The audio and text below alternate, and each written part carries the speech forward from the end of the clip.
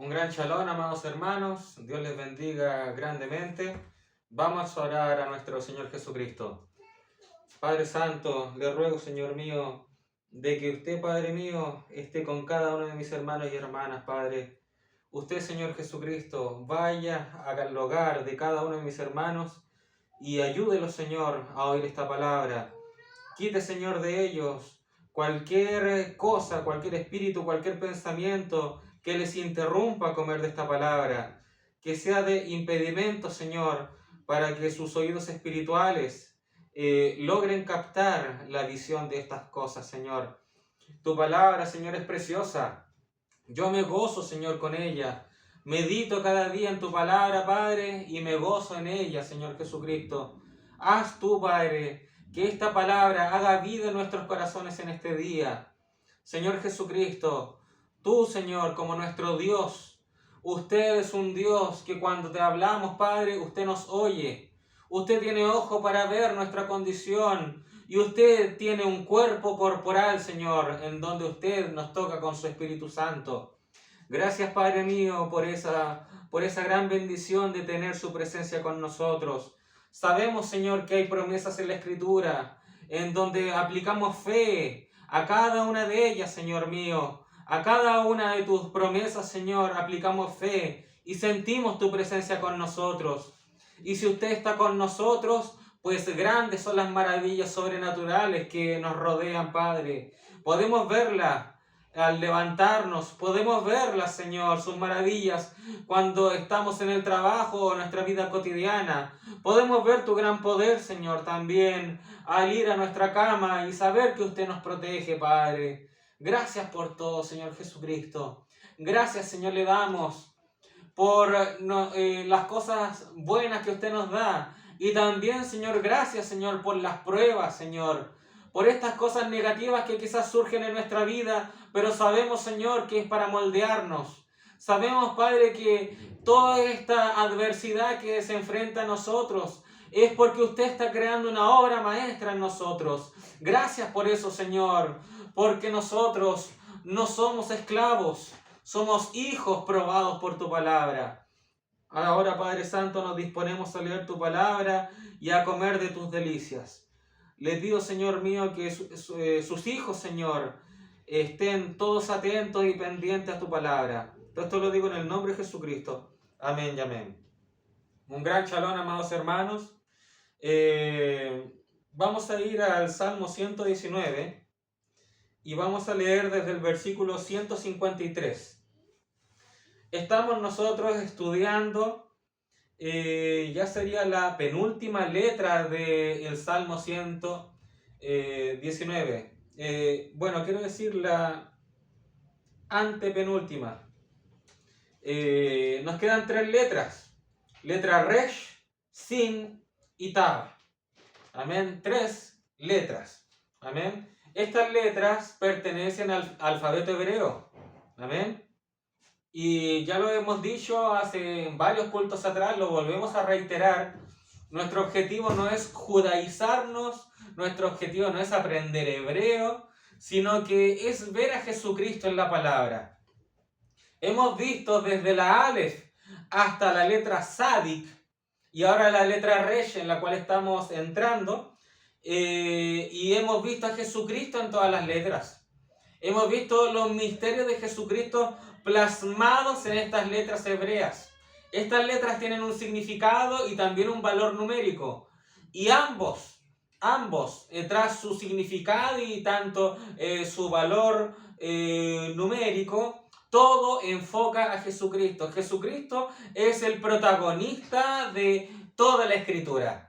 El Señor Jesucristo es nuestro protagonista, es el personaje principal. Él es nuestro Dios. El Señor Jesucristo, Él es a quien servimos. Él es nuestro Dios y nuestro líder. A Él seguimos. Nosotros no seguimos a algún hombre, no seguimos a alguna organización o denominación.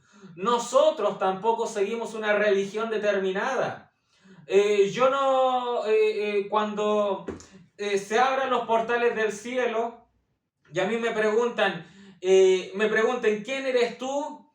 Yo voy a decir, soy evangélico, adventista, pentecostal, católico o algo por el estilo. No, en lo absoluto. Esas son denominaciones, esos son títulos. A mí no me sirve eso.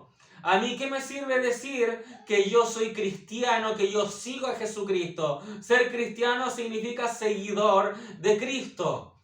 Ser cristiano quiere decir que tengo como a Dios, a Cristo, al Señor Jesucristo. Amén.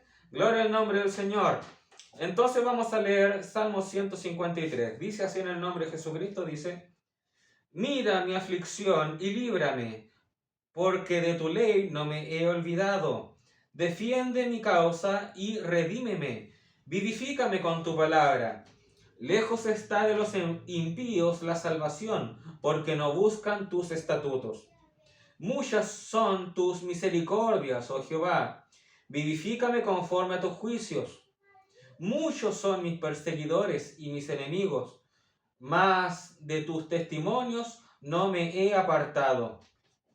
Veía a los prevaricadores y me disgustaba, porque no guardaban tus palabras.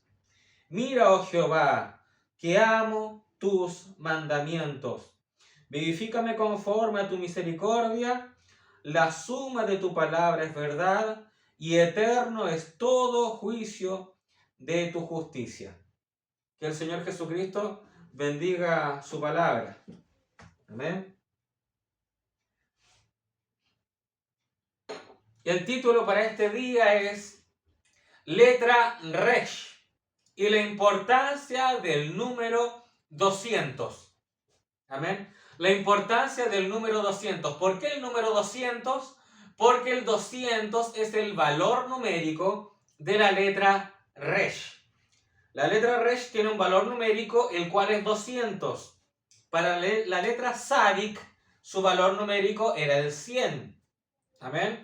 Entonces, el número 200 es el valor numérico de esta letra, la letra Resh. Para este estudio vamos a leer ahora Juan capítulo 6, desde el versículo 1 al 7. Dice así: después de esto, Jesús fue al otro lado del mar de Galilea, el de Tiberias, y le seguía gran multitud porque veían las señales que hacía en los enfermos. Entonces subió Jesús a un monte y se sentó allí con sus discípulos. Y estaba cerca la Pascua, la fiesta de los judíos. Cuando alzó Jesús los ojos y vio que había venido a él gran multitud, dijo a Felipe: ¿de dónde compraremos pan para que coman estos? Pero esto decía para probarle, porque él sabía lo que había de hacer. Qué tremendo, aquí se habla de la omnipresencia, de la omnisciencia que tenía el Hijo de Dios. El Hijo de Dios tenía omnisciencia. Amén. ¿Cómo la tenía? ¿Cómo la obtenía? A través de la vinculación que tenía con el Padre. El Padre y el Hijo uno son. El Padre y el Hijo uno son. ¿Y por qué hoy en día la gente duda de que Jesucristo sea Dios? ¿Por qué la gente duda que Jesucristo sea Dios? Es porque muchos estudian deidad, estudian a Dios, saben que Dios es omnipotente, omnisciente, omnipresente, etcétera, etcétera. Saben que Dios es eterno, saben algunos atributos de Dios. Pero cuando el Verbo se hace carne, para el mundo, para la mente finita, pues ahora está lleno de contradicciones para ellos. Está lleno de contradicciones. ¿Por qué? Porque Dios, dice la Escritura, que Dios no puede ser tentado. Dios no puede ser tentado. Pero tenemos en la misma Escritura que Satanás está tentando a Cristo. El diablo está tentando a Cristo. Tenemos en la cita, en la Escritura, de que Dios es omnisciente. Dios todo lo sabe. Todo lo sabe. Sin embargo, tenemos una escena en donde el Señor Jesús dice, este misterio no lo saben ni los ángeles del cielo, ni el Hijo de Dios sabe el día y la hora. Entonces ahí la gente dice, ¿se dan cuenta? Jesús no era Dios. La gente opina eso. La mente finita no logra comprender algo. Tenemos a Dios, el cual no es emocional. Dios no es emoción, porque la emoción corresponde a una cualidad netamente del ser humano. Pero ahora tenemos a Jesús ante la tumba de Lázaro y llora por la pérdida de su amigo. Tenemos a Dios, el cual es el autoexistente, Elohim, el autoexistente que no, eso significa que no necesita de nada para subsistir. Pero tenemos a Jesús, el cual en un momento tiene hambre. Tiene hambre y quiere comer de la higuera, y la higuera no tiene frutos, y Jesús tenía hambre y la maldice. Entonces la mente finita, la mente carnal, dice, Jesús no era Dios. ¿Se dan cuenta? Pero ¿qué ocurre? ¿Qué ocurre? El mismo que tenía hambre, luego maldice la higuera y luego esta higuera se seca hasta la raíz. Eso no lo hace un hombre. El mismo Jesús, el cual tenía sueño, y Dios no duerme, Dios siempre está activo, pero Jesús tenía sueño y a Jesús lo despiertan y luego este Jesús le dice a la tormenta, detente, y los cielos se detienen. Tenemos a este Jesús llorando por su ser amado, llorando por su amigo Lázaro, llorando, el cual el llanto es una cualidad netamente humana, es una emoción producida netamente por el hombre. Pero luego tenemos a Jesús levantándose, secándose las lágrimas y dice, Lázaro, sal fuera. Y Lázaro sale. Eso no lo puede hacer un hombre, solamente lo puede hacer Dios. Solamente lo puede hacer Dios. Amén.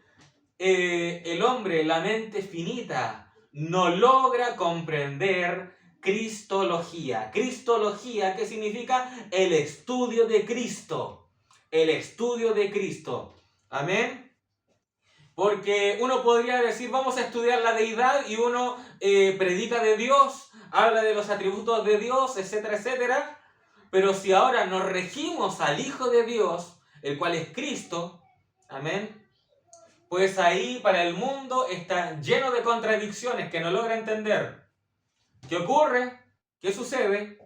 Lo que ocurre es que en Jesús, incluso en su nacimiento, Jesús en su nacimiento, Él nace a través de una virgen, con dos naturalezas. Él tiene una naturaleza humana y una naturaleza divina. ¿Por qué naturaleza humana? Porque en Filipenses, fíjese en esto, vamos a ir a Filipenses, Filipenses capítulo 2. Filipenses capítulo 2, desde el versículo 5, leo en el nombre de Jesucristo, dice, haya pues en vosotros este sentir que hubo también en Cristo Jesús, el cual, fíjese ahora, Pablo se va a ir antes de la fundación del mundo. Pablo va a declarar algo idéntico a lo que dice Juan, en Juan capítulo 1, versículo 1, que Juan dice, en el principio era el verbo, el cual el verbo es Cristo. En inglés verbo se traduce como palabra, en el original en griego se traduce como logos. Y logos, el logos, fíjese, logos para el hebreo, para el judío, logos es tipo de sabiduría. Logos, ahora para los griegos, el logos para el griego es como un sumo sacerdote, el cual está para enseñar, Entonces fíjese, tienen netamente relación ambos pensamientos, a pesar de que judíos y griegos eran totalmente distintos en su forma de pensar. Los hebreos eran netamente religiosos creyentes en la Torá, los griegos eran creyentes de su filosofía, pero aún así, a pesar de tener una filosofía, a pesar de eso, su pensamiento se relacionaba al Hijo de Dios, sin ellos saberlo.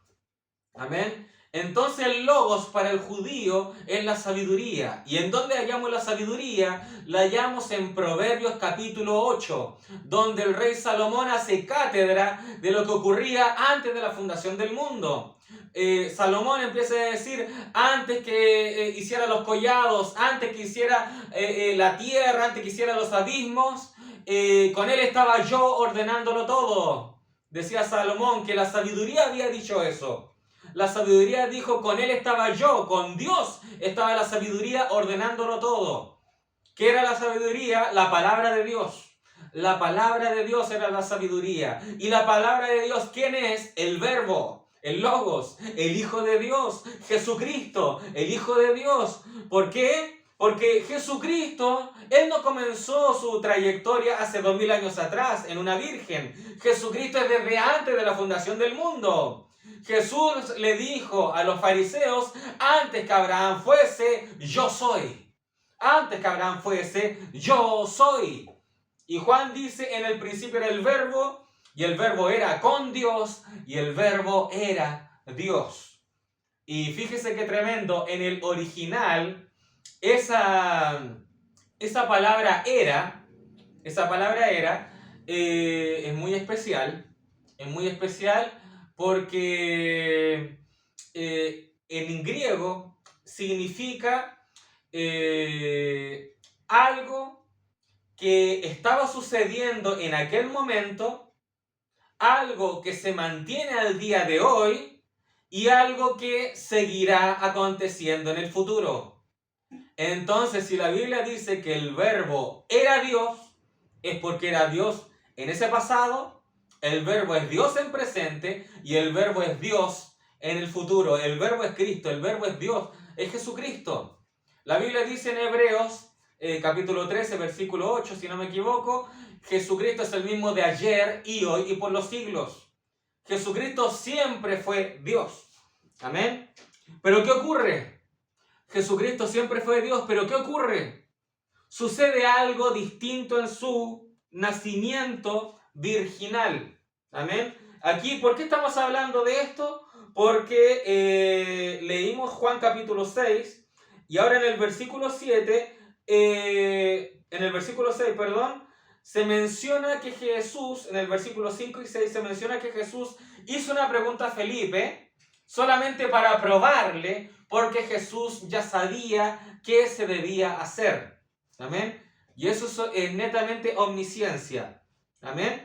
Hemos también hablado que Jesús, por lo visto, unas cosas sabían y otras cosas no sabía.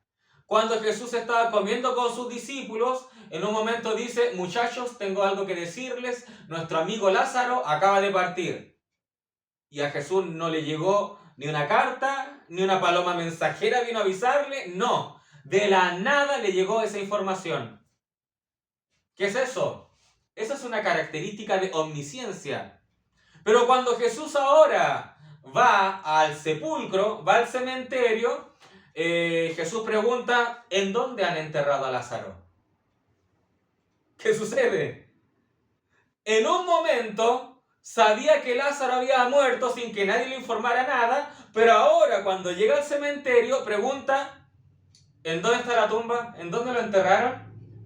Siendo de que él, si es, por así decirlo, si es totalmente omnisciente, debió haberse dirigido inmediatamente a la tumba, ¿no es así? ¿Sí o no? ¿Por qué pregunta entonces? Cuando Jesús, la multitud lo estaba tocando, etcétera, etcétera, pero en un momento Jesús dijo, ¿quién me ha tocado? ¿Quién fue? Poder salió de mí. Poder salió de mí. ¿Quién me ha tocado? Y Pedro dijo, maestro, todos te hemos tocado, estamos empujándonos unos a otros. ¿Qué sucede? ¿Jesús estaba mintiendo al decir que me ha tocado? ¿Se estaba haciendo el que no sabía? Imposible. Imposible, porque Jesús no puede mentir. Jesús nunca mintió, nunca falló.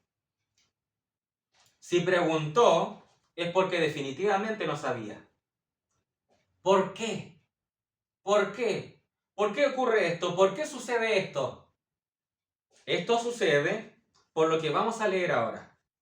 Filipenses capítulo 2, versículo 5 en adelante dice: haya pues en vosotros este sentir que hubo también en Cristo Jesús, el cual, siendo en forma de Dios, aquí nos vamos antes de la fundación del mundo, Cristo, aquí está hablando de Jesucristo, de Jesús, del Hijo de Dios. Cristo, ¿en qué forma estaba?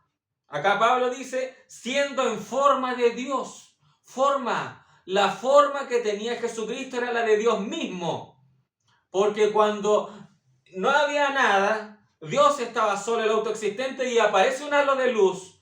Una luz aparece, el arco iris horizontal, el pilar de fuego. Ese era el Hijo de Dios, el cual era Dios mismo, porque aún no se ejecutaba la creación. Aún no se ejecutaba la creación. Y todo lo que es antes de la creación, eso únicamente sería Dios. Únicamente lo que es antes de la creación es Dios mismo. ¿Amén? Entonces Jesucristo estaba en la forma de Dios. Lo habla Pablo. Dice, entonces, el cual siendo en forma de Dios, no estimó el ser igual a Dios como cosa a que aferrarse. Pablo está hablando de un cambio que hubo en Jesús, un cambio que hubo en Jesucristo. Para venir a la carne, Pablo dijo que él se tuvo que despojar de algo. En otra cita de la Biblia dice que Jesucristo, siendo rico, él se hace pobre para hacernos ricos a nosotros. ¿De qué riqueza está hablando? Obviamente una riqueza espiritual. Jesús dijo, fíjese lo que dijo: Padre, glorifícame con la gloria que tuvimos antes que el mundo fuese. ¿Qué más? ¿Qué más podemos argumentar a eso? ¿Se dan cuenta? Entonces, ¿Jesucristo es Dios? Sí que es Dios. Sí que es Dios. Amén. Y si Jesucristo es Dios, quiere decir que siempre debió haberse mantenido como Dios. Porque la eternidad no puede, por así decirlo, romperse y de un momento te haces hombre y ahora, como me da la gana, vuelvo a ser Dios. No, Él debió haber mantenido una continuidad. Dios siempre se mantiene como Dios. Pero ahora, ¿qué ocurre? Pablo nos está explicando que Jesús debió haberse despojado de ser como Dios aquí en la tierra. ¿Por qué? Porque de otra forma Él no hubiese sido un pariente redentor semejante para nosotros. No hubiese sido un pariente redentor semejante para nosotros. Si Jesús hubiese venido como Melquisedec, cuando se encontró Abraham ante esa pelea, esa gran guerra que hubo, como una teofanía, ¿hubiese funcionado? No hubiese funcionado. Si Jesucristo se hubiese presentado ante Abraham en la carpa, en su tienda, el mismo Dios tomando un puñado de tierra, soplando y creando un cuerpo, ¿hubiese funcionado eso para nuestra redención? No hubiese funcionado, porque una teofanía y un cuerpo glorificado no muere, no puede experimentar la muerte. Entonces, ¿qué ocurre? ¿Qué sucedió? ¿Por qué Jesús en algunos momentos pareciera ser omnisciente y en otros momentos pareciera ser que no? ¿Qué sucede? La Biblia acá nos dice, versículo 7 de Filipenses 2 dice, sino que se despojó a sí mismo, tomando forma de siervo, hecho semejante a los hombres. Hecho semejantes a los hombres. O sea, ¿qué quiere decir semejante? No igual. Semejante es no igual. Semejante es parecido, pero no igual. Fíjese, Pablo dijo que Jesús pudo haber sido igual a Dios si hubiese querido, pero escogió no ser igual a Dios. ¿Qué quiere decir ser igual a Dios? Ser omnipresente, ser omnisciente, ser omnipotente.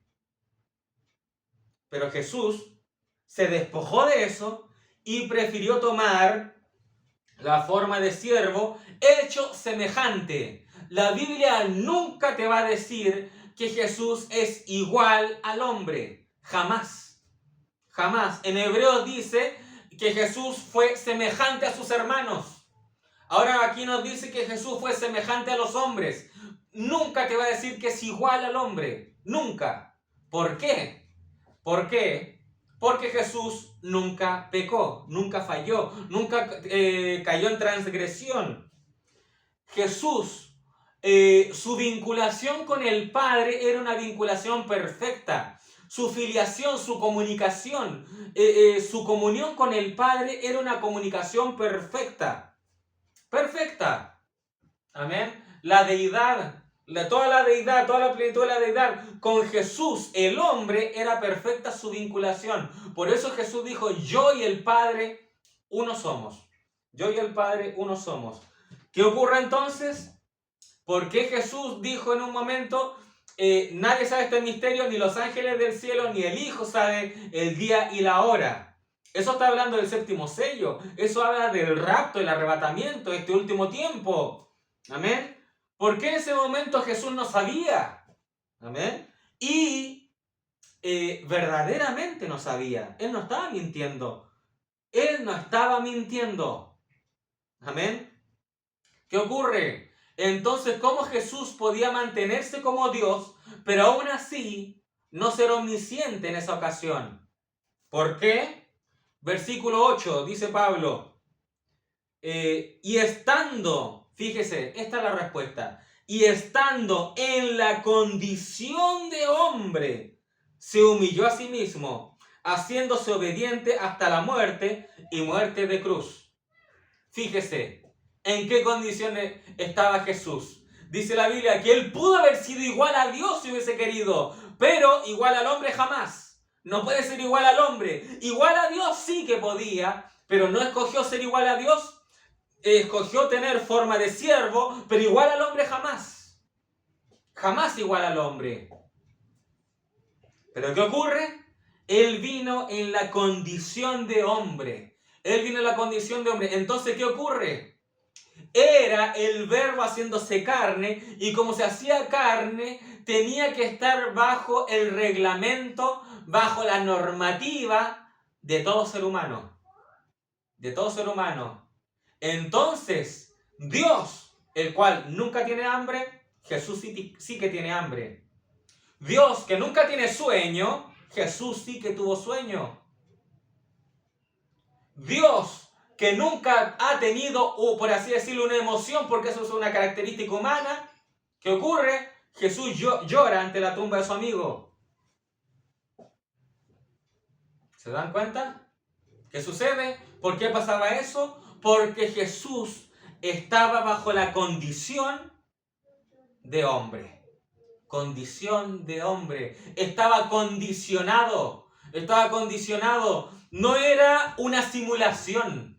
No era que estoy aparentemente simulando ser un hombre. Estoy fingiendo ser un hombre. No. Literalmente él era un hombre. Él era un hombre. Pero además divino. Él era un hombre, pero además divino. O sea, Jesús era verdaderamente hombre y verdaderamente Dios. Verdaderamente hombre y verdaderamente Dios. Y déjeme decirle que para explicar esto se hace uso de algo que no usa, por así decirlo, un ministro común. Para explicar esto se hace uso justamente de la filosofía. La filosofía tiene un término que explica esto. La filosofía tiene un término que se denomina como la unión hipostática, lo cual quiere decir que en un mismo cuerpo hay dos naturalezas. En un mismo cuerpo hay dos naturalezas. A eso se define como unión hipostática. No quiere decir que en un mismo cuerpo hay dos personas. No. No son dos personas en un mismo cuerpo. Es una persona con dos naturalezas. Una persona con dos naturalezas. Tiene una naturaleza divina y una naturaleza de hombre, humana. ¿Por qué naturaleza divina? Porque el profeta dijo que en María en María fue creado el óvulo y la esperma. El óvulo y la esperma fue creado en María. O sea, no fue el código genético de María otorgándole a Jesús. Si María hubiese estado en este tiempo y hubiesen dicho, vamos a comprobar, María, si el niño Jesús en verdad es tu hijo, y saldría un código genético de ADN para María y de Jesús saldría algo sin sentido para María. A pesar de que María haya dicho, pero si él salió de mí, él salió de mí. Pero el código genético, el ADN de Jesús era totalmente distinto al de María. El profeta dijo, yo no tengo como Dios a un judío. Jesús no era ni judío ni gentil, Jesús era Dios mismo.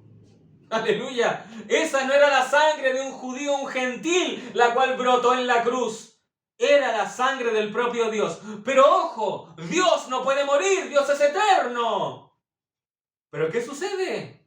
Tenemos a Jesús que era el verbo, era Dios en la eternidad, el verbo hecho carne, el cual tiene naturaleza tanto humana como divina.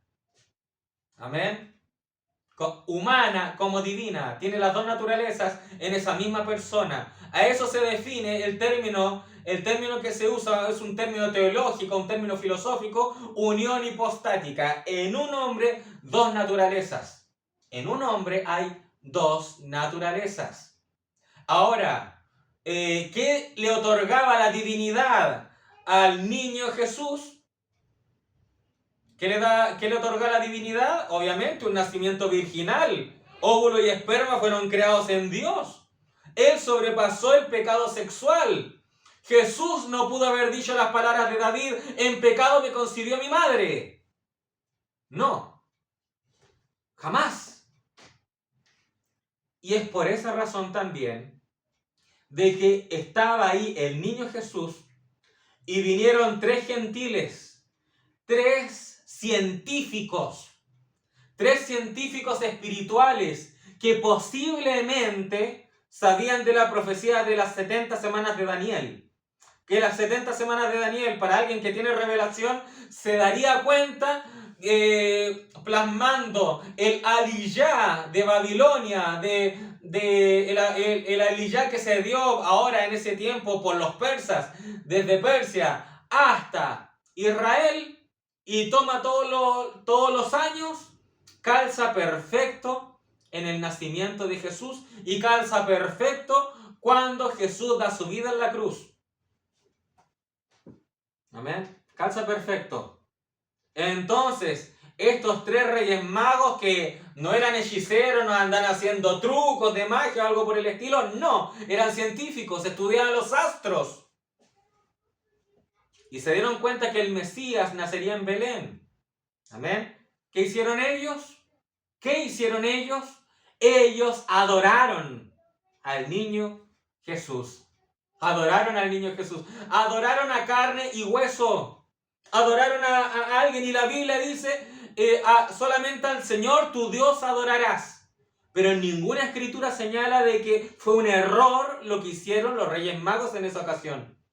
En ninguna escritura sale que eso fue idolatría. No fue idolatría haber adorado a Jesús. Fue idolatría que el ciego, después de que Jesús le dio la vista, y después el ciego dijo que ¿en dónde está el Mesías? Y el Mesías le dijo, lo estás viendo. El ciego, dice la Biblia que el ciego le adoró. Adoró a Jesús. Y Jesús nunca le dijo, levántate, porque soy hombre como tú. Nunca dijo eso. Jesús recibió esa adoración. ¿Qué sucede? Jesús era tanto hombre, como dice la Biblia, estaba condicionado a las reglas de hombre, pero también era divino. ¿En dónde vemos su divinidad? En que Jesús era el Cordero sin mancha. O sea, Él nunca pecó y nunca se equivocó. O sea, bajo la condición de hombre, Jesús a los 12 años no es que se presentó y dijo, ¿saben algo? Le voy a leer de memoria la Torá y le voy a enseñar a todos ustedes. No, la Biblia dice que Jesús aprendió. Iba a la sinagoga y dice la Biblia que iba a escuchar. Y después que iba a escuchar, Él también enseñó. Él también enseñó y todos quedaron admirados por la sabiduría de este niño. Jesús el niño. Amén.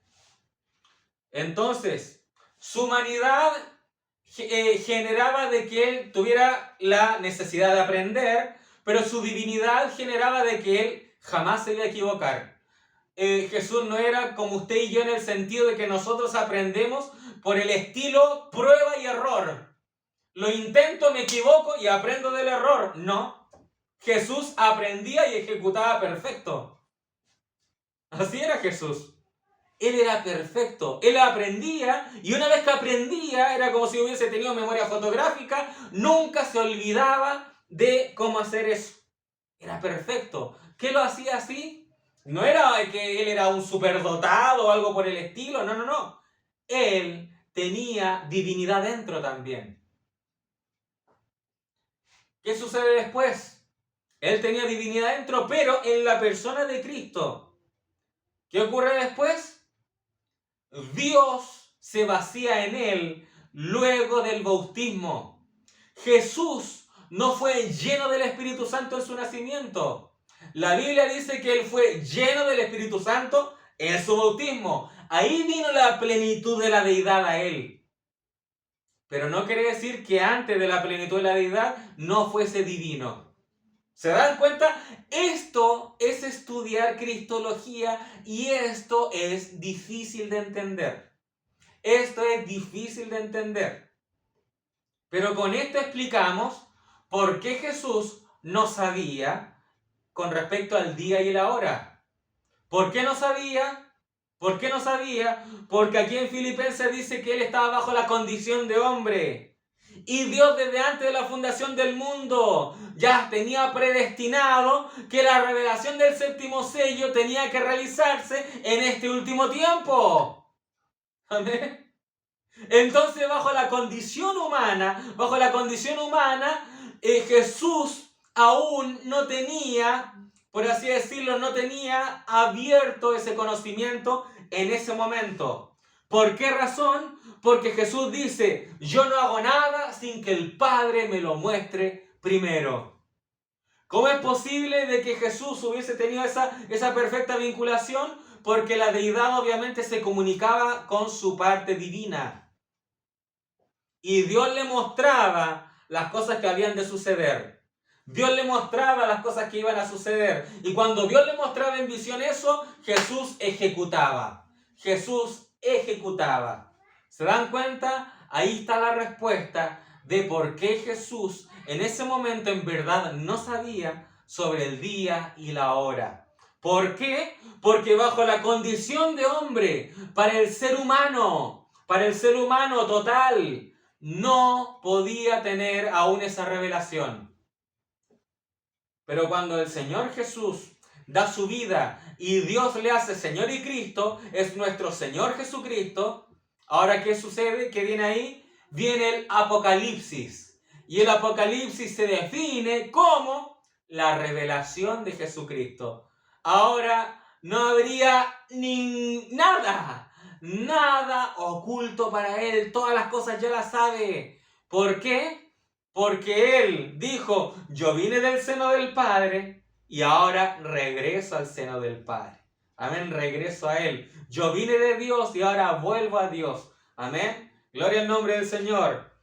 El Señor, recuerden, el Señor Jesús a Nicodemo dijo, ¿cómo vas a entender las cosas terrenales, las cosas celestiales si las terrenales no las entiendes? Y Jesús dice, nadie ha descendido del cielo, sino que el que vino del cielo estaba hablando de sí mismo. Y dijo, el Hijo del Hombre que, y está hablando en presente, el Hijo del Hombre que está en el cielo.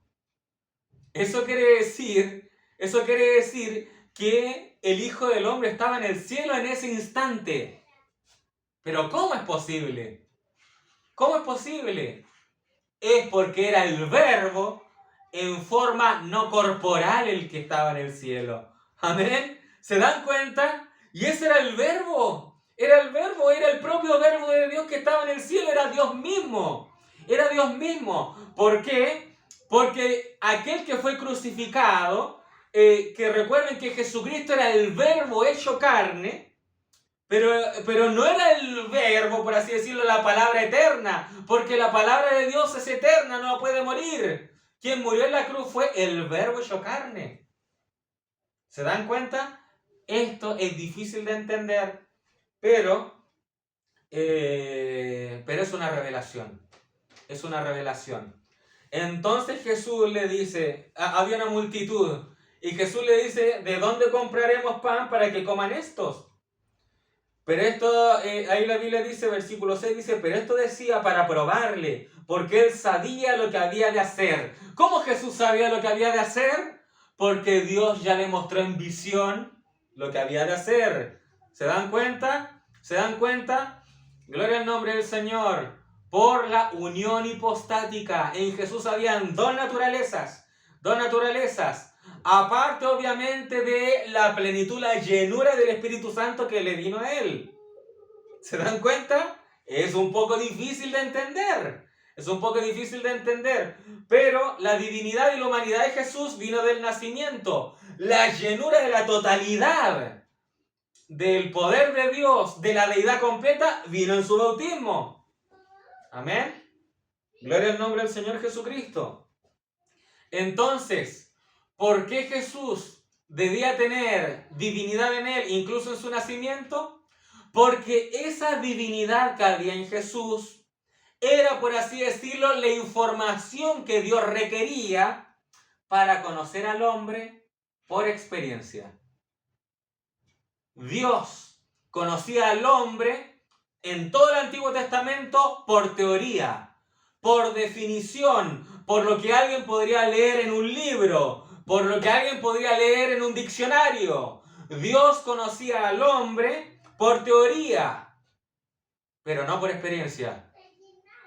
¿Cuándo Dios conoce al hombre por experiencia? A través del Hijo de Dios, el cual era Dios hecho carne, el cual en un cuerpo era hombre y también era divino. Y en ese rasgo divino era la información que Dios necesitaba para conocer al hombre por experiencia. Entonces Dios puede conocer lo que siente un bebé al recibir el cariño de una madre. El cariño, el apego, la protección que genera una madre. Y Dios amó eso. Dios logró entender las debilidades del hombre, el cansancio del sudor de la cabeza. Al trabajar como carpintero Jesús, la divinidad que había en Jesús era la comunicación total que Dios necesitaba para conocer al hombre por experiencia y conocer por experiencia lo débil que era el hombre ante el trabajo. Lo que Dios pudo conocer por experiencia, lo que significaba, lo que era ser tentado. Porque Dios no puede ser tentado, pero cuando el diablo tentó a Jesús, Dios pudo conocer por experiencia lo que era ser tentado. Y cuando Dios conoce por experiencia al hombre, fíjese qué tremendo. En el Antiguo Testamento siempre hablamos de un Dios airado, de un Dios con ira, de un Dios de juicio, de un Dios de... Jeremías implantó las lamentaciones, la ira de Dios, la justicia de Dios, va a venir juicio, ustedes, muerte va a venir, juicio, juicio, juicio, muerte, muerte, muerte. Pero cuando Dios conoce al hombre por experiencia, la gracia empieza a florecer con más fuerza y el juicio, la ira se apaga, se aplaca, se inhibe. La gracia sobresale y el juicio mengua. Y ahora vienen conceptos como justificación, santificación, bautismo del Espíritu Santo, que el hombre llega a perfección. Eso en el Antiguo Testamento jamás. Sino que en el Antiguo Testamento se refleja a hombres pecadores, alejados de Dios. Si un hombre hubiese incluso ofrecido un becerro, ofrecido un cordero por sus pecados, y ese hombre hubiese dicho, bueno, ahora me hizo limpio, voy a entrar al lugar santísimo, ¡fua! Era muerto inmediatamente. Era muerto inmediatamente. Pero ahora que Jesús dio su vida, ¿qué ocurrió? Dios tomó el velo del templo y lo rajó de arriba abajo. Y ahora es muerte no entrar al velo, más allá del velo. Ahora Dios en el Antiguo Testamento decía, no pueden pasar aquí, no pueden pasar a la gloria Shekinah, no pueden pasar a la gloria Kabod de Dios. Pero ahora Jesucristo, desde el lugar santísimo, nos dice, ven, ven, ven a mi presencia, ven a mi presencia. Gloria a Dios, porque el Dios que estaba airado por causa de los pecados, ahora logra entender al hombre. Y ahora el hombre, el ser humano, los hijos de Dios, logran enternecer el corazón de Dios. Y Jesucristo también amó al hombre. Amó cuando en plena debilidad de un centurión romano, el centurión dice, veas a liberar por favor a mi siervo. Y Jesús dice, bueno, vamos, indícame dónde está. Pero él dice, no, Señor, no es necesario que entres a mi casa. No soy digno de eso. Tú solo di la palabra y mi siervo sanará. Y Jesús se regocijó por la fe de un gentil. Gloria a Dios. Aleluya. Jesús fue ante una samaritana, la que tenía 5 maridos y el sexto ni siquiera su marido. Vivía en un adulterio asqueroso, un adulterio tremendo. Era una mujer de mala fama. Era una mujer de mala fama para este mensaje. Era una mujer que volteaba la cabeza cuando la miraban. Era una mujer indigna para muchos, pero Jesús dijo a kilómetros de distancia, me es necesario ir a Samaria, me es necesario ir allá, algo está jalando, algo me dice que vaya allá. ¿Quién estaba en Samaria? Una mujer, la cual estaba en adulterio, una mujer, la cual estaba en pecado, pero Jesús dijo, 5 maridos has tenido y el que tienes no es tu marido. Y él dijo, oh, ¿quién te dio esa información? Me parece que tú eres profeta. A mí se me ha dicho que quien haría estas cosas sería el Mesías. Y Jesús dijo, yo soy el Mesías. El Mesías se reveló a ella, se reveló ante ella. Y ella llegó a salvación.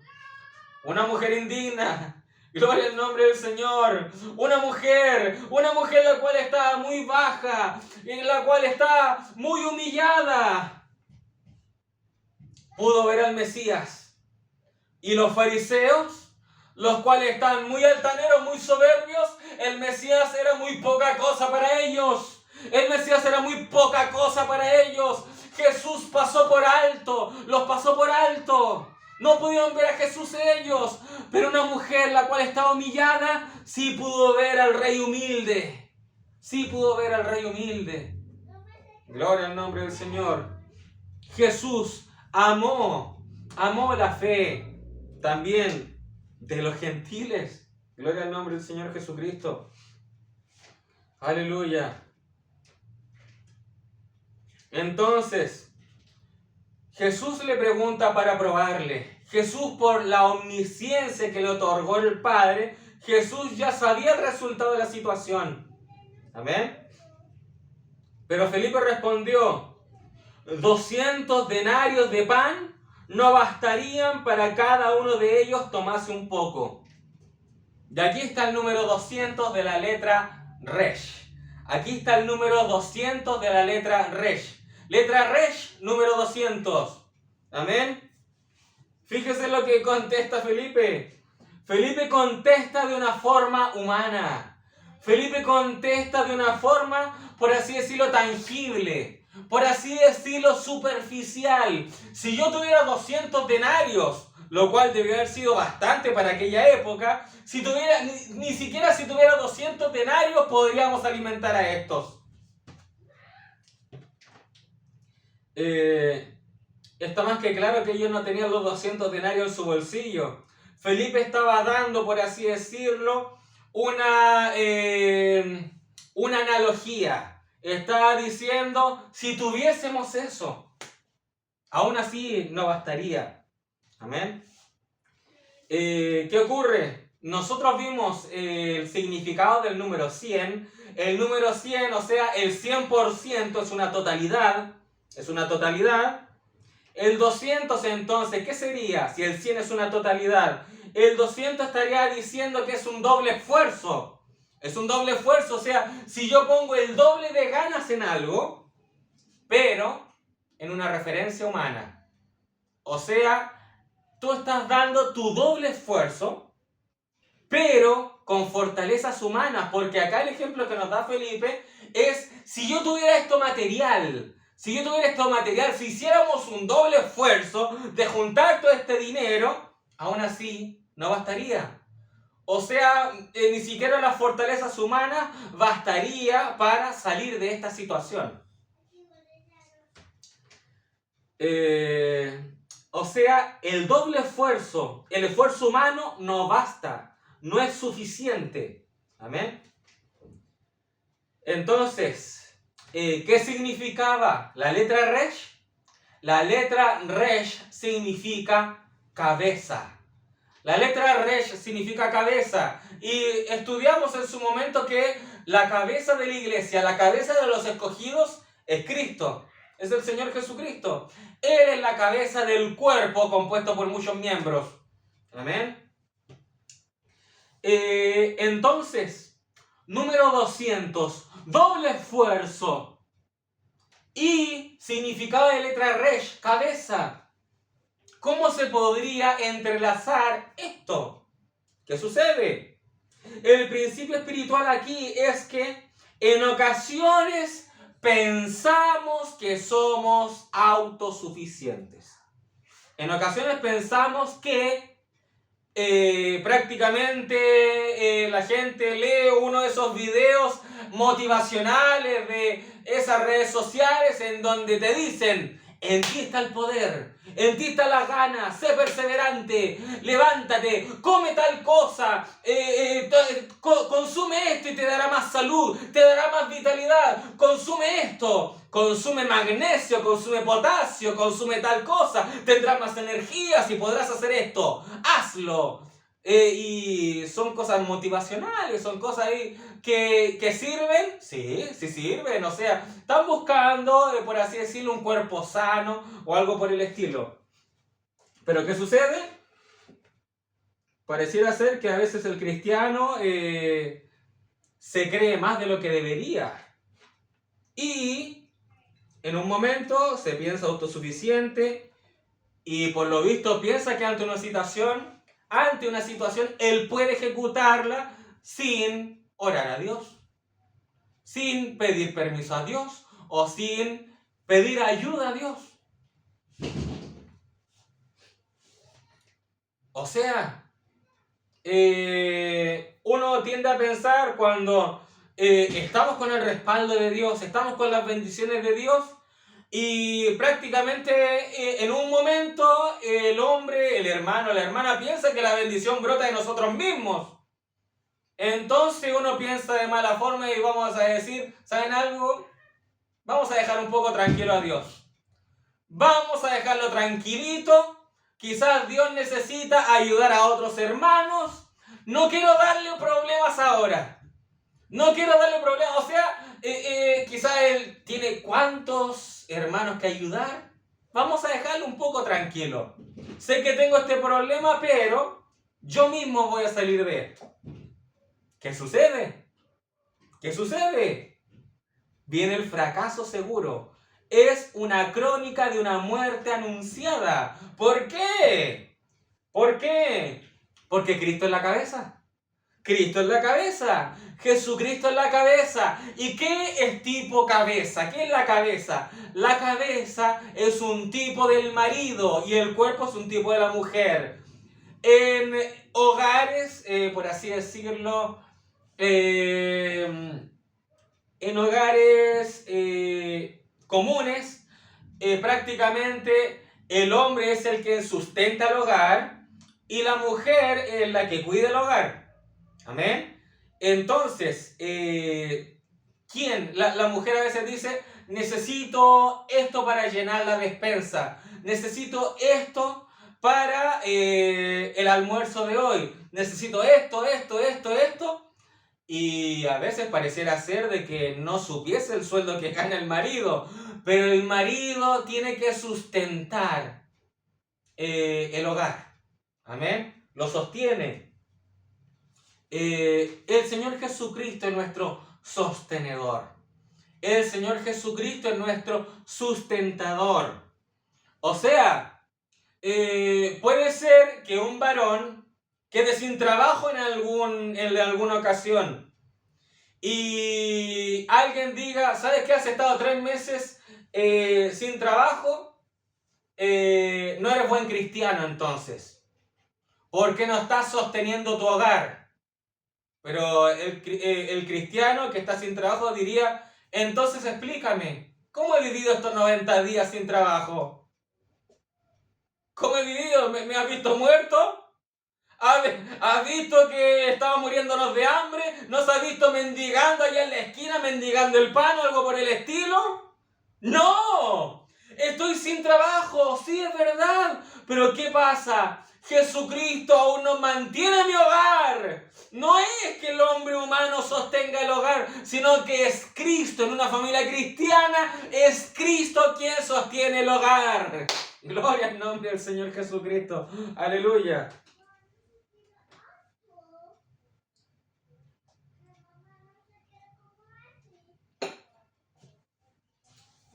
Jesucristo es nuestra cabeza y Él es quien nos sustenta. Entonces, ¿qué quiere decir el número 200? El número 200 es doble esfuerzo. ¿Saben algo? Voy a demostrar que yo lo puedo hacer. Voy a demostrar que yo puedo lograr esto. Hermano, acuérdate de orar. No voy a molestar a Dios por esta ocasión. Voy a demostrar que yo, con un doble esfuerzo, con este número 200, lo voy a lograr.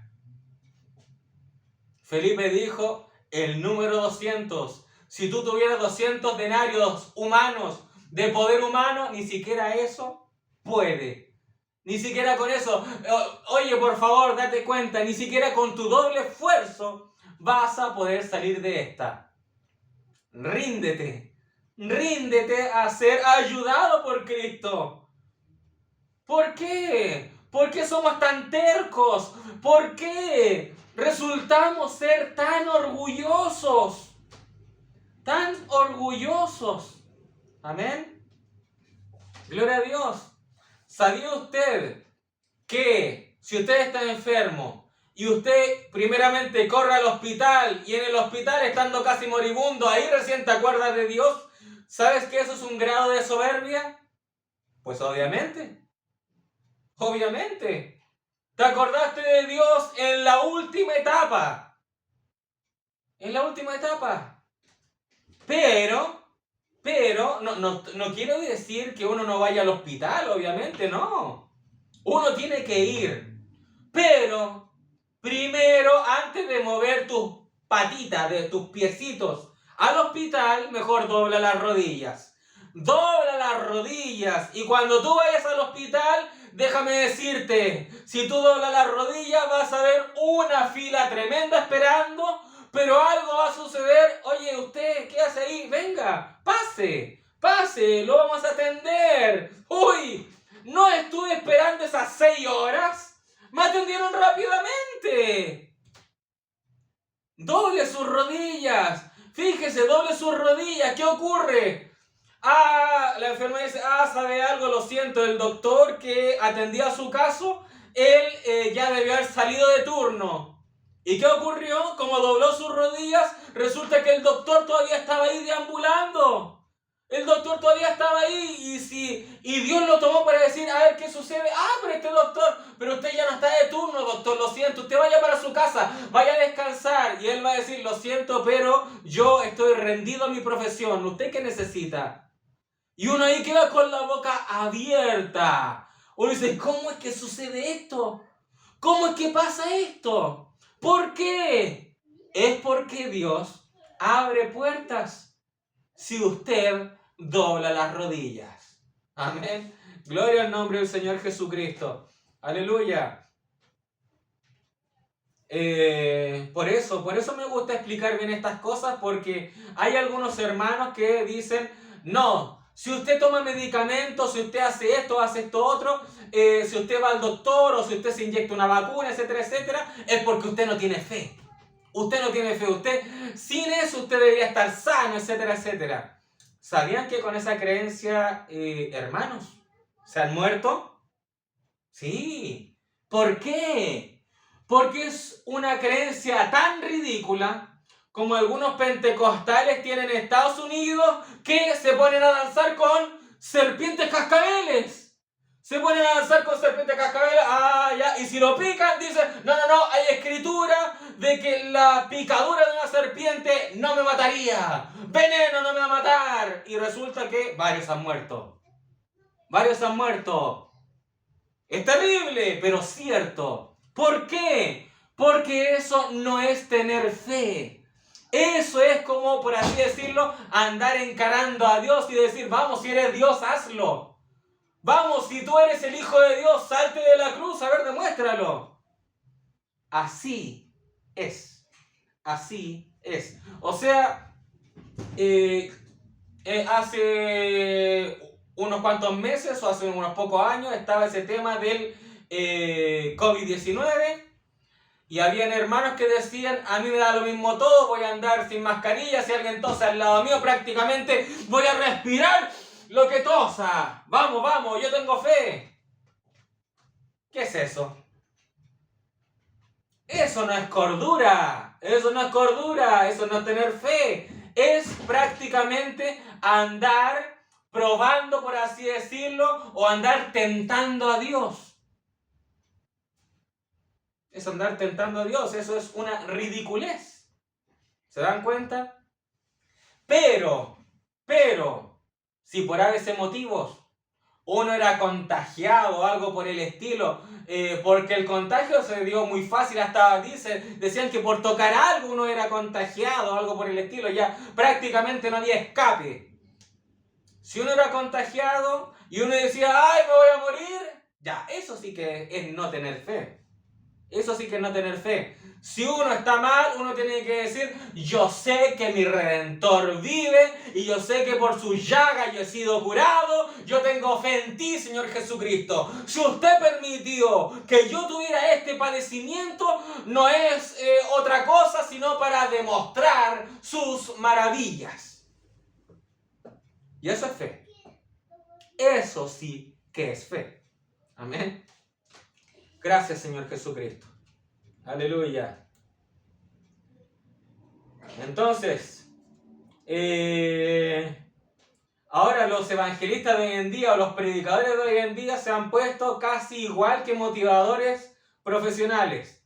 O sea, el poder está en ti. En ti está el poder. Y dejan a un lado a Jesucristo. Amén. ¿Saben cuál es mi lema, por así decirlo, de frase motivacional? Sin Jesucristo no eres nada. Ese es mi mensaje motivacional. Sin Jesucristo somos nada. Sin Jesucristo estamos perdidos. Ante cualquier situación, circunstancia, ante cualquier dilema, problema, etc. Usted tómese de las manos de Jesucristo. Usted arrodíllese, sea donde sea. Ay, están mis compañeros de trabajo, me van a ver. Váyase al baño, váyase a cualquier lado si quiere, no lo sé. Pero acuda al Señor Jesucristo. Usted mismo, medítese en usted mismo y diga, Señor Jesucristo, estoy haciendo esto. Ayúdame, Padre Santo. Ilumíname, Señor Jesucristo. ¿Cuántos de aquí me quieren ver caer? ¿Cuántos de aquí me quieren ver humillado o humillada? Etcétera, etcétera. Usted, Señor Jesucristo, levánteme la cabeza, levante mis manos. Usted tome mis miembros, son tuyos, Señor, ayúdeme. Y estoy seguro que saldrá de ese problema. Amén. Gloria a Dios. Tenemos que tratar de aprender a las buenas. Espero que sea a las buenas, de que todo lo positivo que sale de nuestra vida es por causa de Jesucristo. Él es nuestra cabeza. Amén. Y si no es por las buenas, va a tener que ser por las malas. Si no es por las buenas, va a tener que ser por las malas. Amén. Gloria a Dios. Deje que Jesucristo se enseñoree de usted, que Él a usted le gobierne. Amén. Gloria a Dios. Deje de tomar decisiones propias. Siempre consulte al Urim y Tumim, al pectoral. Siempre consulte al Espíritu Santo. Amén. Gloria a Dios. Antes de hacer algo, antes de ejecutar algo, analice si eso lo fortalece o debilita su vida espiritual. Amén. Hacer esto es muy difícil, es muy complicado, porque muchas veces somos guiados inconscientemente. Muchas veces somos acarreados por la corriente del mundo. Y muchas veces, no sé, compañeros de trabajo dicen, oye, vamos a ir a una junta social. Vamos a ir a una junta social. Ah, ok, vamos a ir a una junta social. Van a haber tragos, sí, pero no te preocupes, si no quieres hacer eso por causa de tu creencia, no te obligamos a nada. En ese lugar, ¿seríamos capaces de glorificar el nombre del Señor Jesucristo? ¿Seríamos capaces de ensalzar su nombre? ¿Esa junta social nos acerca o nos aleja más de Jesucristo? Hay que tomar decisiones. Amén. Gloria al nombre del Señor Jesucristo. Josué se presentó como un gran conquistador. Luego de la partida de Moisés, empezó a ganar batalla tras batalla. Amén. Muchos le temían. Muchos temían el poder de Israel. Pero ¿qué ocurrió? Llegó un malvado, llegó uno tal llamado Acán, que tomó del anatema bienes terrenales. Amén. Y cuando Israel se enfrentó a los de Jai, murieron israelitas.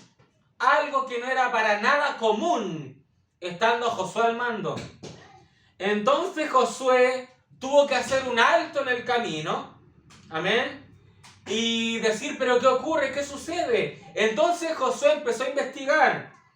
Y en el libro de Josué, capítulo 7, desde el versículo 21, dice, Acán está hablando, y dice, pues vi entre los despojos son los bienes, un tesoro, etcétera, etcétera, pues vi entre los despojos un manto babilónico, muy bueno.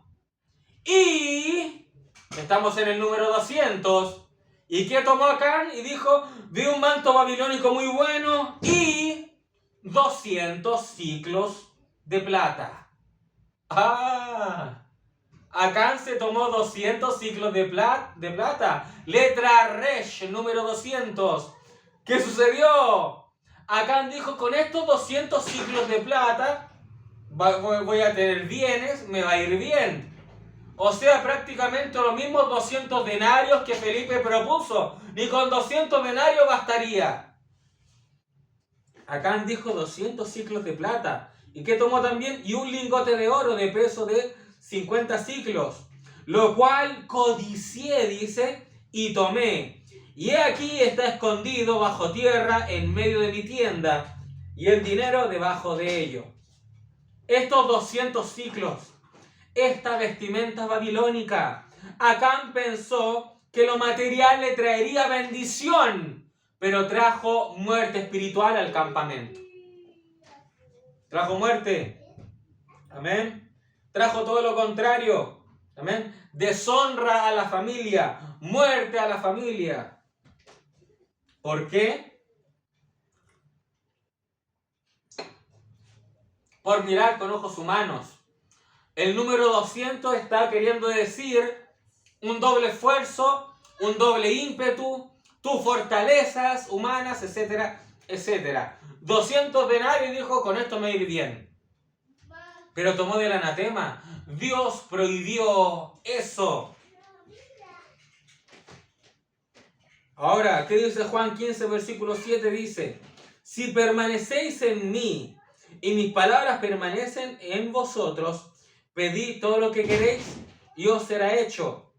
Esta cita está escrita para pedir cosas materiales, para hacernos millonarios, para tener grandes bienes, grandes propiedades o algo por el estilo. No, no. La Biblia acá dice, si mis palabras permanecen en vosotros, pedid todo lo que queréis y os será hecho. Y aquí viene el famoso Cash Luna o cualquier otro de esos predicadores de la prosperidad y dice, tú puedes ser millonario. ¡Aleluya! Tú puedes ser millonario. Sí, da tus dólares. Al que más da, más se le da. Ojo. O sea, pide todo lo que queráis. O sea, ¿quieres un Rolex? ¿Quieres ir a tu trabajo y demostrar? Oye, mira el tremendo reloj que tengo. ¿Qué pasa? Tengo la paz de Cristo. ¿Qué más voy a pedir? Mira mi tremenda limusina. Mira mis tremendas propiedades. Soy un bendecido de Dios. Invítame a tu iglesia. Hoy no he ido hace como un año. No tengo tiempo, tengo trabajo aquí y allá, tengo viajes por todo el mundo, pero no tengo tiempo, pero sé que Dios me ama porque tengo esta tremenda prosperidad. O sea, no hay... es sumar 2 más 2. Prosperidad es igual a bendición de Dios. No. Falso. Totalmente falso. Amén. ¿Qué ocurre? Nuestras riquezas no son de esta tierra. Nuestras riquezas pertenecen a otro mundo. Nuestras riquezas están en eternidad. Amén. Gloria a Dios. Ahora, no quiere decir que usted prácticamente tiene que vivir en la pobreza y etcétera, etcétera. No. Usted puede vivir una vida tranquila, pero que su centro sea Cristo. Que su objetivo del día sea Cristo. O sea, si mal nos pasamos leyendo libros humanos, atendiendo cosas humanas que a Cristo, ahí ya estamos algo mal. En ese día fracasamos. Pero, usted puede estar leyendo un libro por causa de su trabajo, por causa que tiene que perfeccionarse, por causa que tiene que aprender algo, pero usted puede estar leyendo el libro y decir, Señor Jesucristo, tú creaste todas estas cosas, ayúdeme a entender esto, ayúdeme usted, por favor, Señor. Y uno puede estar meditando en la omnipotencia de Jesucristo, incluso haciendo algo de humano. O sea, que Jesucristo siempre esté en nuestra mente, en nuestro corazón. O sea, si usted en algún momento sale de algún lugar, sale del trabajo, del hospital o del hogar de algunos hermanos cristianos que fueron a visitar y pasan por un lugar un poco tenebroso, un poco oscuro, inmediatamente uno dice, por aquí pueden haber delincuentes, por aquí me estoy asustado. No, ¿qué ocurre? ¿Qué sucede? O sea, en el justo, cuando está el justo, ángeles acampan a su alrededor. O sea, incluso si yo caminase en el valle de sombra de muerte, no temeré mal alguno, porque Jesucristo está conmigo. Y si nosotros vamos caminando literalmente por un sendero oscuro, pues el Espíritu Santo será nuestra antorcha en ese lugar. Amén. Y el miedo no te va a atacar.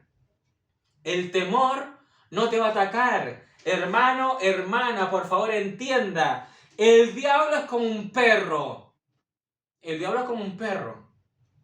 Si usted camina por la calle y hay un perro que le empieza a ladrar, déjeme decirle, si usted corre, el perro va a correr a morderle.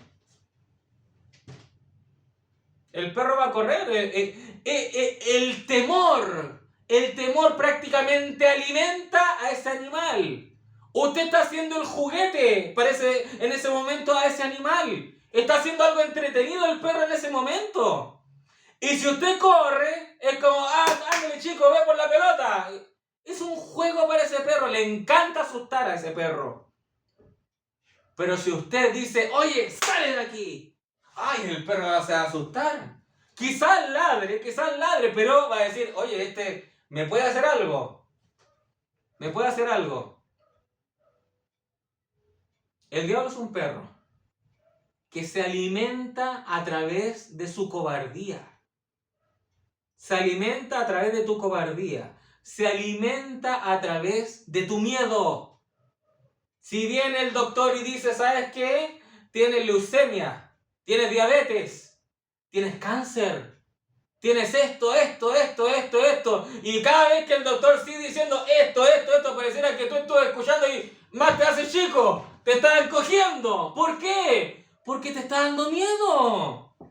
Te está dando miedo.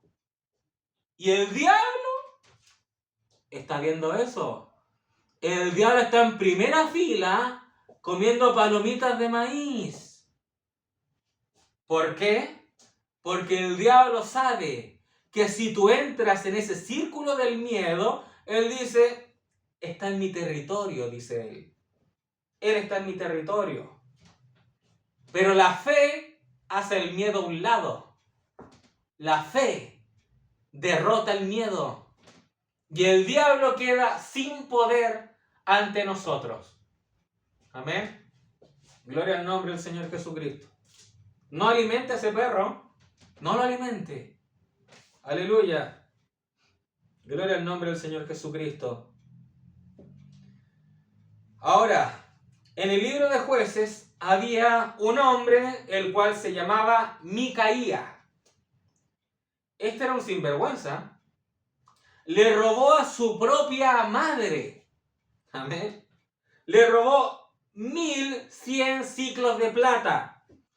Luego, quizás le vino algo de remordimiento en él, no lo sé, pero él confiesa lo que hizo y ella, ¿sabe lo que hace? Ella lo bendice.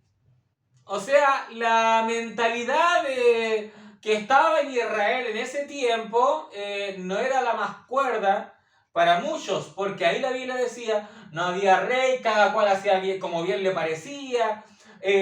Aparecía un Josué, aparecía un juez, un tremendo libertador, y Israel era libertado de sus enemigos. Luego el juez se iba, ¿y qué ocurre? Los hijos de Israel nuevamente caían en transgresión. Y después Dios, ¿qué hacía? Dios enviaba juicio a ellos. Y después, ¿qué sucedía? Los hijos de Israel decían, Dios, perdónanos, ayúdanos. ¿Y qué ocurría? Entonces Dios trae nuevamente otro libertador, otro Josué, otro juez. Y el pueblo de Israel era liberado. Pero después, cuando el juez se iba nuevamente los hijos de Israel caían en transgresión. Dios enviaba juicio de nuevo. ¿Qué sucede? Era un círculo. Era un círculo, era una montaña rusa de espiritualidad positiva y luego caían espiritualmente, luego subían nuevamente en espiritualidad y luego caían nuevamente. ¿Qué es eso? Es ser fluctuante, es ser maleable, es no ser recto. No ser recto es una caña meneada por el viento, es una nube sin agua. O sea, hoy día estoy bien con Dios y mañana ya no está bien con Dios. Un día tiene fe en Dios, al día siguiente le viene la duda, la incredulidad. En un día tiene todo el ímpetu de aprender de la Biblia, empieza a leer versículos bíblicos, etcétera, etcétera. Al día siguiente se la pasa en el celular o viendo televisión o cualquier cosa y se olvida de Dios. O sea, es una montaña rusa. Una montaña rusa en donde sube espiritualmente y luego baja, sube espiritualmente y luego baja. ¿Qué trae eso como resultado? Tibio. Alguien tibio. Y los tibios son vomitados de la boca de Dios. Amén. Entonces ahora, ¿Qué sucede? Este hombre que le roba a su madre, ella lo bendice, amén. Vea, en esto el pecado está infiltrado en la familia. El pecado está infiltrado en la familia. Hay un ladrón, ella no discierne bien porque ella bendice a un ladrón. Ella debió haberlo reprendido, amén. No vuelvas a hacer esto porque no te corresponde, ya estuvo bien que lo hayas devuelto, pero estuvo mal tu primera acción, ya, etcétera, etcétera. Y en la historia dice que la madre quería dedicar el dinero a Jehová. Pero vean lo que hace con el dinero. Jueces capítulo 17, versículo 4 al 6 dice: mas él devolvió el dinero a su madre y tomó su madre, ¿qué cosa? 200 ciclos. Número 200. Letra Resh, valor numérico 200. Ella tomó 200 ciclos de plata y los dio al fundidor, quien hizo de ellos una imagen de talla y una de fundición, la cual fue puesta en la casa de Micaía. Y este hombre Micaía tuvo casa de dioses e hizo efod y terafines y consagró a uno de sus hijos para que fuera su sacerdote. En aquellos días no había, y aquí explica la razón por la cual hace esto. Dice, en aquellos días no había rey en Israel, cada uno hacía lo que bien le parecía. Fíjese, ¿qué hicieron con esos 200 ciclos de plata? La madre le dice, no, si yo quiero alabar a Jehová, yo quiero que esto sea dedicado a Jehová. ¿Pero qué hacen con estos 200 ciclos? Hace que una imagen sea tallada y una de fundición y crean dioses, crean ídolos con 200, con un número 200. ¿Por qué no con 100 ciclos de plata? No, ¿por qué no con 300 ciclos de plata? ¿Por qué está 200? ¿Por qué está el 200 ahí? Porque hay un principio espiritual detrás de esto. Hay un principio espiritual detrás de esto. Letra Resh, cabeza. Número 200. ¿Qué es el 200? Si tú pones tu doble ímpetu, tu doble, por así decirlo, tu doble esfuerzo para hacer algo, estás mal. El principio espiritual es que dejes a un lado tu esperanza de hacer algo bien humanamente y sigue a tu cabeza, la cual es Cristo. Esa es el principio espiritual. La madre dice que hizo una ofrenda a Jehová, siendo de que estaba implantando la idolatría en su casa. Fíjese qué tremendo. Ella dijo que lo que estaba haciendo era para Jehová, pero la propia ley decía, no te harás imagen ni semejanza de cosas que estén en la tierra o en los cielos. No te hagas nada. No te hagas nada. Amén. Gloria a Dios. ¿Qué sucede? Fíjese, cuando dividen una iglesia, se van y forman otra. Quizás una iglesia lujosa, ¿sí? Hermosa. Invierten mucho dinero. ¿Ya? Pero ¿qué ocurre? Dicen ellos que es algo para ofrendarle a Dios. Para darle una ofrenda a Dios. Y hacen una tremenda iglesia, etcétera, etcétera. Pero ¿qué ocurre? Esa no es una iglesia para Dios. Esos son ídolos tallados, ídolos fundidos. ¿Por qué? Porque aquel que divide una iglesia no tiene el espíritu de Jesucristo. No tiene el espíritu del Señor Jesucristo. Pero luego ellos dicen, dividimos esta iglesia e hicimos esta iglesia mejor que la otra. No. Esos son ídolos tallados. Son ídolos tallados. Gloria a Dios. Lo que ellos están haciendo es paganismo. Paganismo. El profeta predicó haciendo un servicio para Dios sin ser la voluntad de Dios. ¿Cuánta sabiduría hay en eso? Muchos predicando en púlpitos quizás en adulterio, quizás en cosas truculentas, etcétera, etcétera, haciendo un servicio para Dios, siendo que Dios no lo llamó para eso. Mujeres tratando de predicar, enseñar, etcétera, etcétera. Y muchas he visto a mujeres hasta divorciadas y han dicho, fíjense qué tremenda es la fe, fíjense qué tremendo es Dios, imagínense, Dios me ha dado un nuevo marido. Ah, esa predicadora, supuestamente Dios le dio un nuevo marido. Y todos, aleluya, aleluya. ¿Qué es eso? ¿Qué es eso? Paganismo entrando a las iglesias. Paganismo entrando a las iglesias. He visto videos en YouTube a predicadoras, tremendas predicadoras, etcétera, etcétera. Pero ¿qué ocurre? Con vestimentas y faldas tan apretadas que hasta casi no pueden respirar. ¿Qué están haciendo? Tomando la palabra de Dios, hablando de la palabra de Dios. Pero ahí, mostrándose como unas viles rameras. ¡Qué tremendo! ¡Qué tremendo! Y qué asco me da. Me da mucho asco que personas así manipulen la palabra de Dios. Tremendo, ¿verdad? Algunas iglesias gastan diezmos. ¿Qué vamos a hacer ahora? Vamos a gastar diezmos, vamos a hacer una tremenda conferencia. ¿Qué vamos a hacer? Vamos a hacer una reunión de jóvenes, vamos a hacer alguna vigilia. ¿Qué vamos a hacer? No. Vamos a celebrar el cumpleaños al pastor. ¿Qué ridiculez es esa?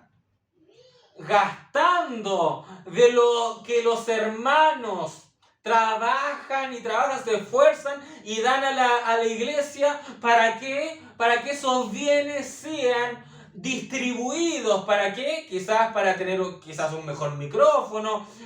¿Saben qué? La pintura de la iglesia se está cayendo. Compremos pintura. ¿Saben algo? Hay una viuda que no tiene dinero para venir a la iglesia. Démosle dinero a la viuda. ¿Saben algo? En esta iglesia que hay un huérfano. ¿Qué vamos a hacer? No, llévelo al hogar de menores, etcétera, etcétera. No. Vamos a sostener, vamos a ayudar a algún familiar que traiga a ese niño, etcétera, etcétera. Y vamos a cooperar, vamos a ayudar. ¿Sabían que el diezmo en la Biblia era para los levitas, los cuales evidentemente no tenían propiedades, no tenían casas, no tenían lujos, no tenían nada de eso? Y además los diezmos eran para ellos y los diezmos también para quienes eran. La Biblia lo dice.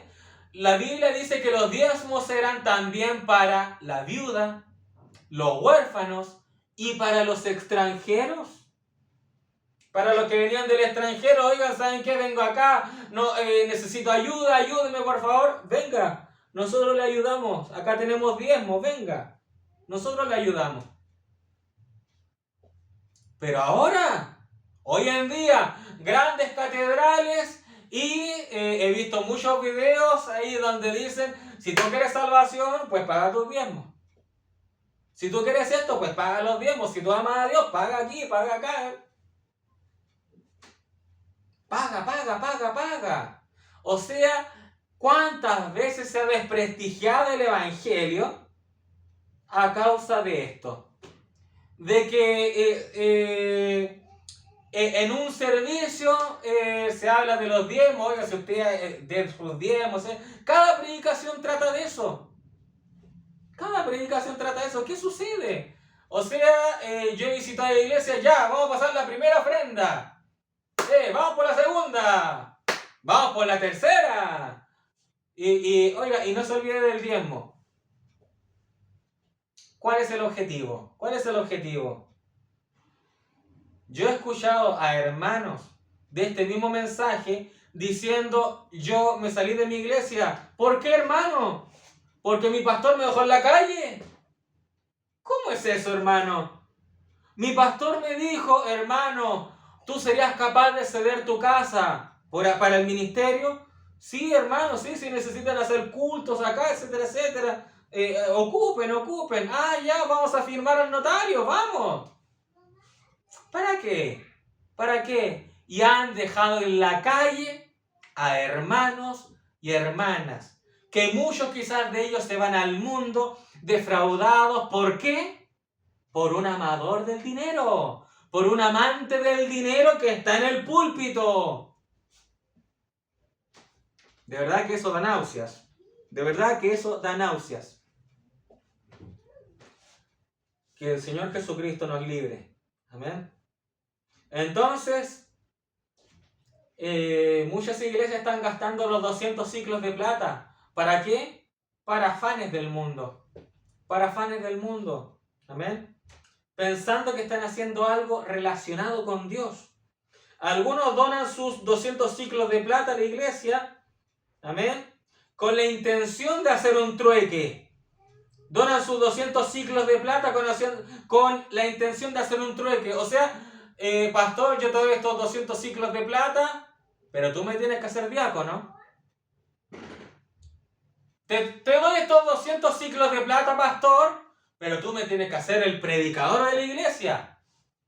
Hazme copastor, hazme aquí, hazme allá. O sea, no dan dinero según el corazón, sino que dan para obtener algo. ¿Qué es eso? Donar los 200 ciclos de plata con fines humanos. ¿Qué dice el apóstol Pablo? El apóstol Pablo dice que las ofrendas son lo que Dios te ponga en el corazón. Eso dice Pablo. O sea, lo que está queriendo decir Pablo, hermanos, nadie te obliga. Nadie te obliga. Pablo dice, lo que esté en tu corazón, tú dalo. Lo que esté en tu corazón. O sea, puede estar la situación de que, imagínense, a ver un ejemplo. Pongamos que el pastor para predicar usaba una laptop, un computador. Y el computador del pastor se malogra.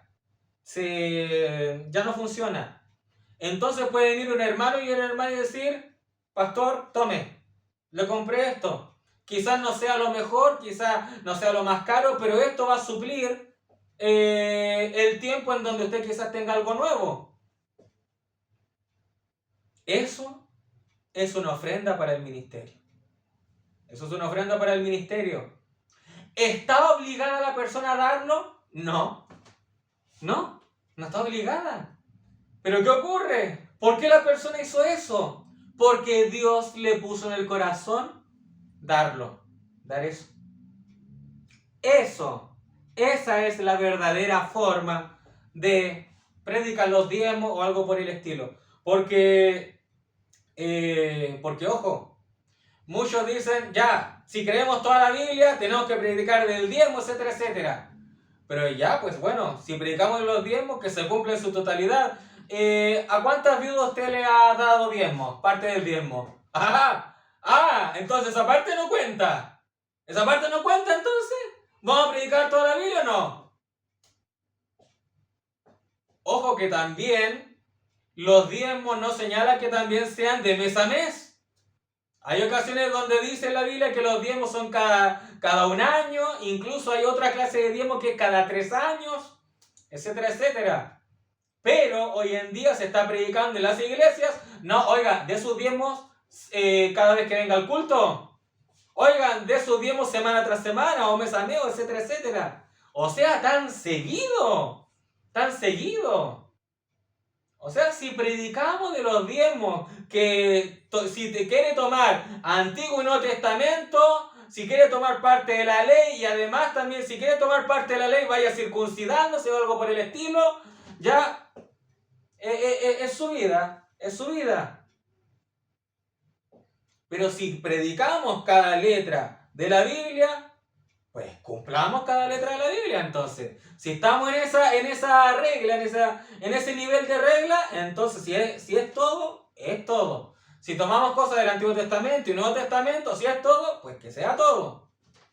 Amén. Yo, según como entiendo el diezmo en la Escritura, es ahora lo que tú sientes en el corazón, darlo. ¿Por qué razón? ¿Por qué razón? Porque la Biblia dice también que el diezmo era de lo que ganaba de la siembra, de lo que ganaba de la cebada, etcétera, etcétera. Y uno diría, sí, pues, hermano, oiga, ¿quién está sembrando? ¿Quién está cultivando en este tiempo? Eso no es posible. Ah, sí. Pero también está dicho en el diezmo, si tú no haces esas cosas y quieres donar dinero, pues entonces no es el 10%, sino que es el 15%. Está en la Biblia. Está en la Biblia, si quieres dar dinero es 15%. Amén. Yo saqué el cálculo hace un par de meses. Amén. Entonces, bueno, ¿qué sucede? Hoy en día la gente piensa muy humanamente. Muy humanamente. Amén. Muy humanamente. Entonces, hay algunos pastores que dicen, ¿cómo es posible que seamos 1000 personas y yo ni siquiera llego a tener el sueldo mínimo de mi país? ¿Cómo es posible?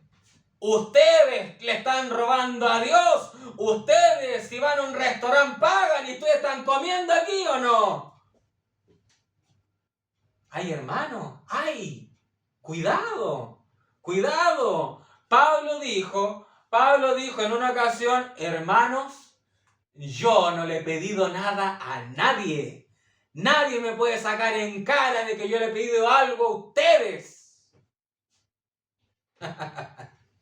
¡Qué tremendo! Y Pablo en una ocasión incluso dijo, hasta yo mismo trabajo, dijo, para el ministerio. Amén. Gloria al nombre del Señor. O sea, yo le soy honesto. Yo le soy honesto. Para mí sería muy sencilla la vida. Quizás que nuestra iglesia sea como esa iglesia de 3000 personas, 2000 personas. Y que los diezmos lluevan. Y que me digan a mí, ¿sabe qué, hermano Germán? Deje de trabajar ahí apatronado. Deje de trabajar para un jefe. Dedícase a la obra. Usted evangelista. Si quiere, vaya a Estados Unidos, vaya a España, vaya a toda Latinoamérica. Nosotros le sustentamos aquí, le pago aquí, etcétera, etcétera. ¿Dios quiere eso para mi vida? No lo quiere. ¿Por qué no lo quiere? Porque la cosa sería muy sencilla. La cosa sería muy sencilla. Dios quiere también moldearme a mí. Dios quiere, Dios desea también moldearme. Y si yo no estoy con un jefe, es porque si yo no tuviera jefe, entonces yo no tendría esa prueba. No puede venir entonces, si yo no tuviera esa prueba, entonces yo no sentiría que el jefe me dijera, oye, te equivocaste aquí, oye, yo quiero esto para hoy día, quiero esto aquí, y me está presionando, y yo no tendría la prueba de ese calorcito que me está subiendo por aquí, por aquí, por aquí, ese calor de decir, ¿sabes qué? Toma este trabajo, me largo de aquí, me largo. A ver cómo te las arreglas. No, pues, si no tuviera trabajo, no tendría esa prueba. Y si no tendría esa prueba, no tendría cómo espiritualmente andar, como por así decirlo, agarrando del cuello a esa bestialidad que quiere salir en esos momentos. Amén. Pero ¿qué ocurre? Algún jefe o algún compañero de trabajo puede estar inconforme con algo o hacerme peticiones casi imposibles en el día, etcétera, etcétera. Pero ¿qué ocurre? Me ven inmutable. Me ven, hoy el Germán no se enoja con nada. Hoy el Germán no reacciona con nada. ¿No saben que por dentro tengo unas luchas tremendas? ¿Pero por qué están esas luchas? Porque Dios desea eso. Y alabado sea Dios por eso, de que no me da las cosas fáciles. Alabado sea el Señor Jesucristo que no me da las cosas fáciles. Yo soy un agradecido de Dios por eso. Amén.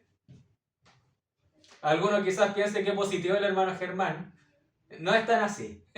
No es tan así. Amén. No es que sea tan positivo, que alegre el sufrimiento que tengo. Pero, si uno lo dice, ¿qué ocurre? Si uno lo dice, eso tiene un efecto. Eso tiene un efecto y es hasta psicológicamente comprobado. Hasta psicológicamente comprobado que si usted comienza su día y despierta y dice, este día será maravilloso para la gloria de Dios, etc. Sí, eso se cumple. Pero si usted parte el día derrotado, así como no tengo ganas de hacer nada, me quiero quedar aquí, etcétera, etcétera, sí, lo más probable es que su día tenga varias pruebas. Varias pruebas. Amén. Vocifere lo que usted desea para su vida. Dígalo, proclámelo, proclámelo, llénese eso en su cabecita, que eso no salga de su cabeza. Dígalo todos los días. Señor Jesucristo, te entrego mi día, que este día sea perfecto. Uno sabe de antemano, hoy me toca terrible mañana, pero gracias, Señor, porque tú me das estas pruebas. Qué tremendo, que el diablo te escuche. Que no lo digan tus pensamientos, dilo, vociféralo. Vociféralo, que el diablo te escuche. Aleluya. Gracias, Señor.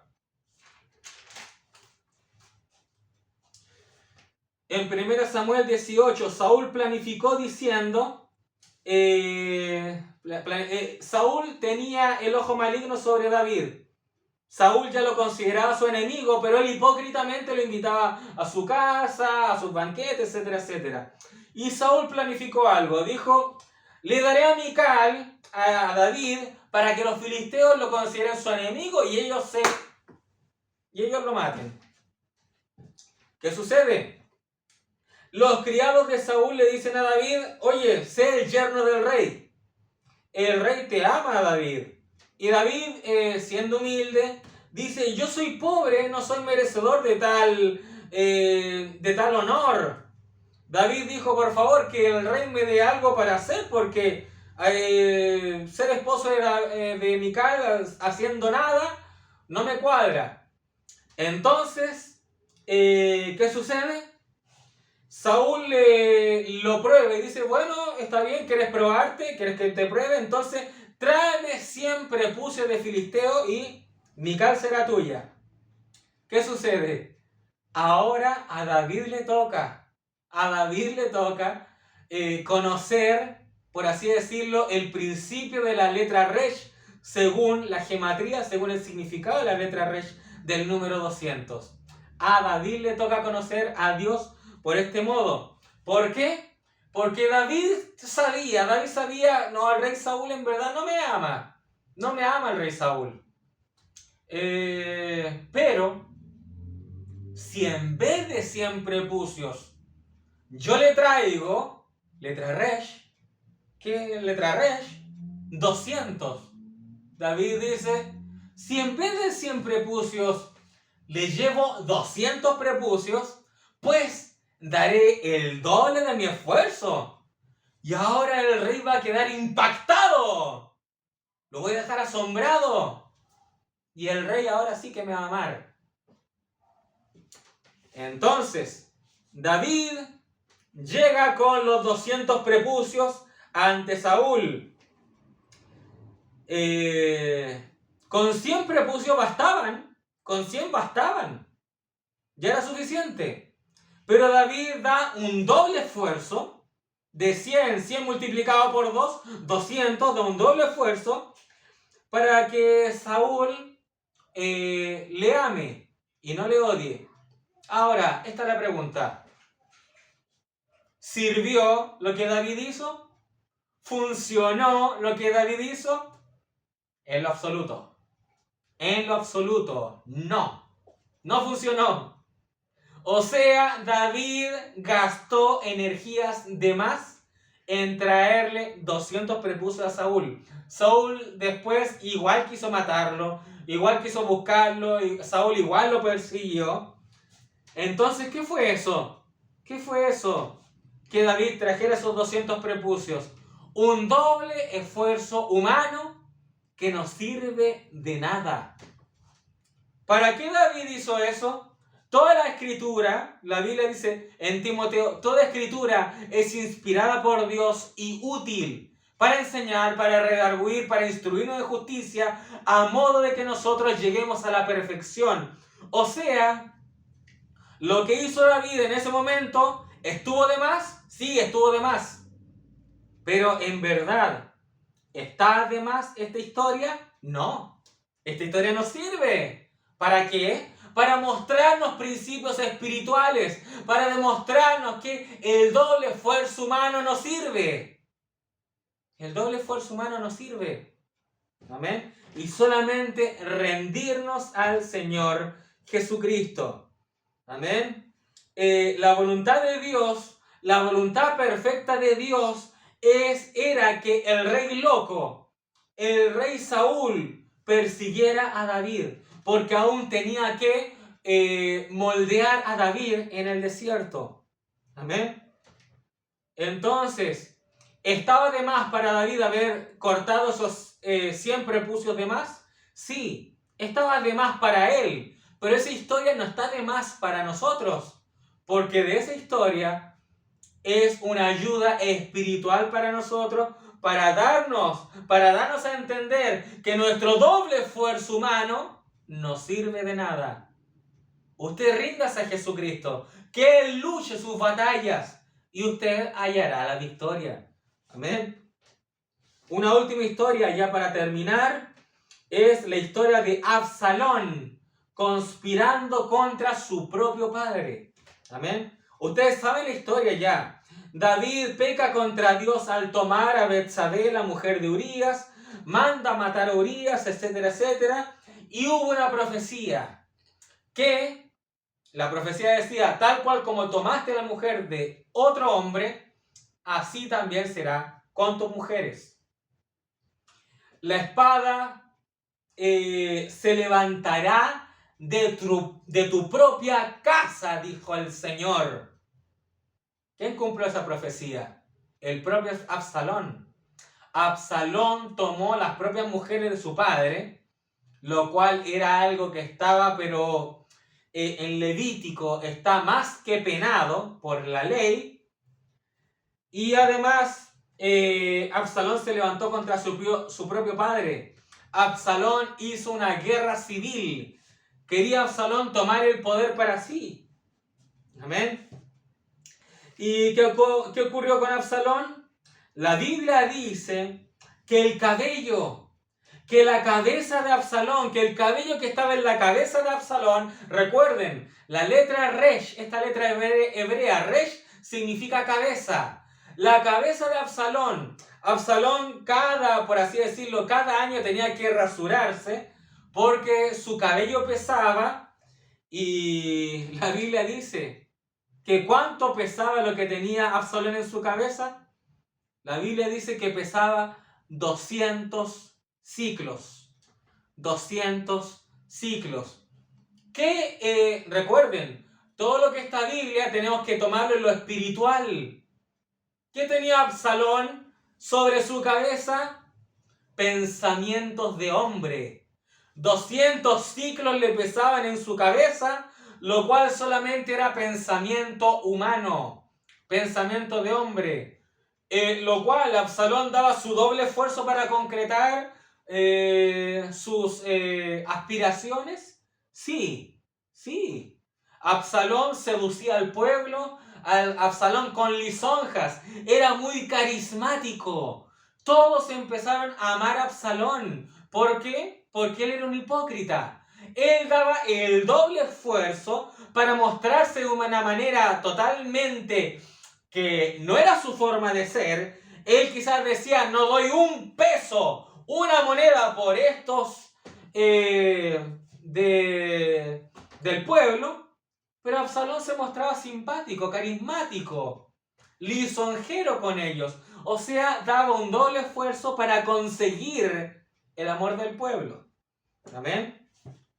Absalón usaba humanamente un doble esfuerzo para planificar cosas, para conseguir cosas sin la guianza de Dios. ¿Y cuántos hombres tomó Absalón para enfrentarse al rey? Samuel, 2 Samuel 15, versículo 11 dice, y fueron con Absalón 200 hombres de Jerusalén. ¿Cuánto pesaban los cabellos de su cabeza? 200 ciclos. ¿Cuántos hombres tomó Absalón para tomar la ciudad? 200 hombres. ¿Será coincidencia? ¿Será coincidencia? 200, letra resh, 200 que significa un doble esfuerzo humano, sin nada que ver con Dios. ¿Será obra de la casualidad, coincidencia que pesaran 200 ciclos los cabellos de Absalón? ¿Que Absalón haya tomado 200 hombres de Jerusalén para hacer esa incursión? No es coincidencia.